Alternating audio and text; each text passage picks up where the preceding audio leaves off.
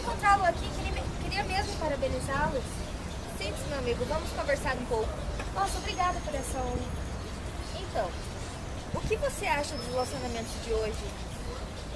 Sabe que eu não observei? Mas eu lembro da minha época. A paixão, a arte, a sensualidade, o pensamento da pessoa amada.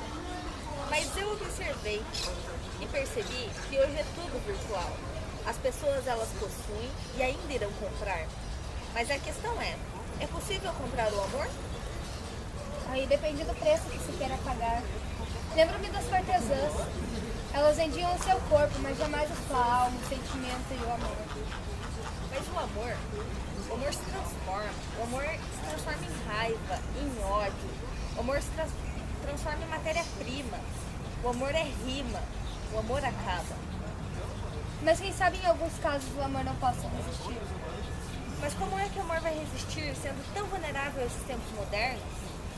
Onde o ter é melhor do que o ser?